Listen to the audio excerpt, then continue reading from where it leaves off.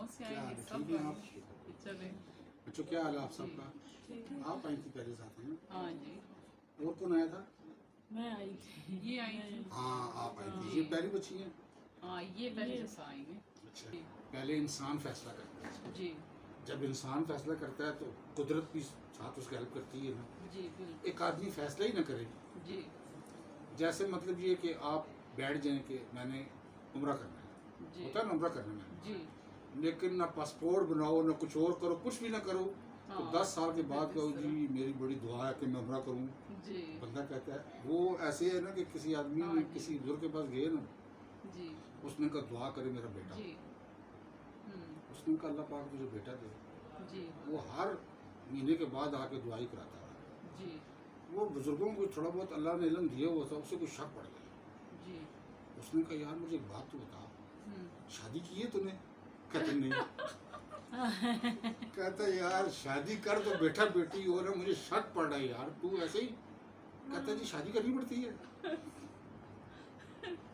इसीलिए ना कुछ हासिल करने के लिए कुछ करना जी। पड़ता है, हाँ तो ये इल्म हासिल करना बहुत बड़ी बात है। जी दुआ कहते हैं रब ज़िदनी इल्म, जी या अल्लाह मेरे इल्म में इजाफा आता इजाफा। बार बार ये दुआ मांगो, या अल्लाह जी। मेरे इल्म में इजाफा आता।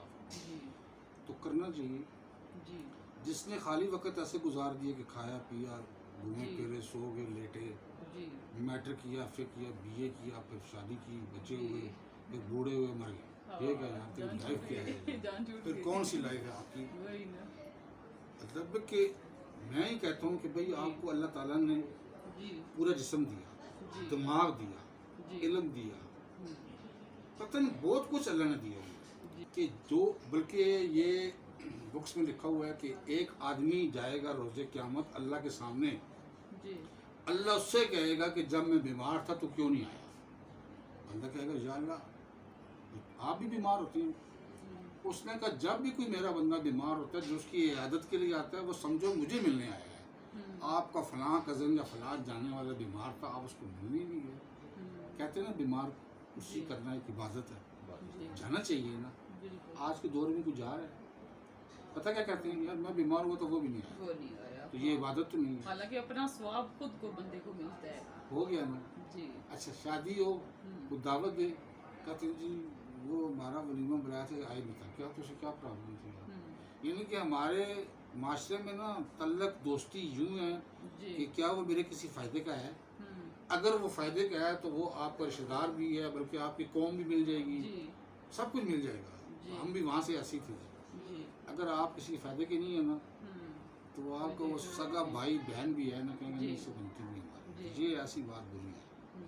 तो कोई बात नहीं, आप जी। सबसे बेटा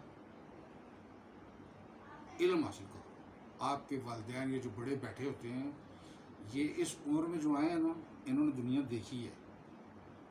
ये जो इस उम्र में आए हैं ये ऐसे ही आ गए हैं, इन्होंने पता नहीं क्या कुछ देखा हुआ, देख देख के यहाँ पर आए हैं। ये यूनिवर्सिटी है, इस एज में बंदा यूनिवर्सिटी होती है।